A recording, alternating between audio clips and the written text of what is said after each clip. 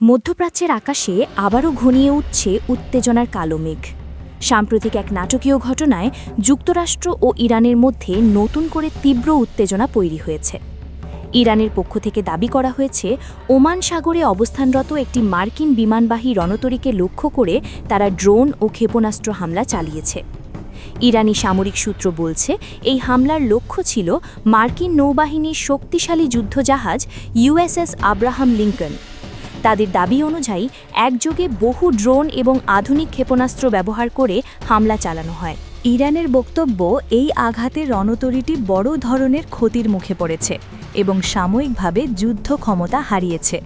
হামলার বর্ণনা দিতে গিয়ে ইরানি গণমাধ্যমে বলা হয়েছে, গভীর সমুদ্র পেরিয়ে আসা ড্রোন ও ক্ষেপণাস্ত্রগুলো যখন একের পর এক লক্ষ্যবস্তুতে আঘাত হানে, তখন পুরো এলাকা কেঁপে ওঠে।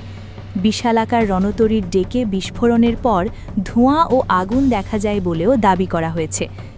তবে যুক্তরাষ্ট্রের পক্ষ থেকে এই বিষয়ে এখনও বিস্তারিত কোনো আনুষ্ঠানিক বিবৃতি প্রকাশ করা হয়নি। আন্তর্জাতিক বিশ্লেষকরা বলছেন, এমন দাবি যদি সত্যি হয়ে থাকে তাহলে তা মধ্যপ্রাচ্যের সামরিক ভারসাম্যে বড় ধরনের প্রভাব ফেলতে পারে। শুধু সমুদ্রেই নয়, স্থলভাগেও উত্তেজনার খবর সামনে এসেছে।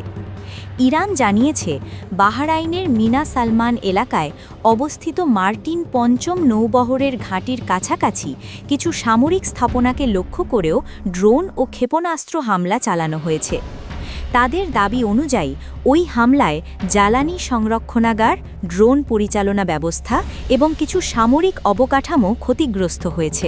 বিশ্লেষকদের মতে, যদি এই ঘটনাগুলোর সত্যতা নিশ্চিত হয়, তাহলে এটি যুক্তরাষ্ট্র ও ইরানের মধ্যে চলমান উত্তেজনাকে আরও বিপজ্জনক পর্যায়ে নিয়ে যেতে পারে। বিশেষ করে মধ্যপ্রাচ্যের মতো সংবেদনশীল অঞ্চলে এমন সামরিক পদক্ষেপ পুরো পরিস্থিতিকে দ্রুত অস্থির করে তুলতে পারে।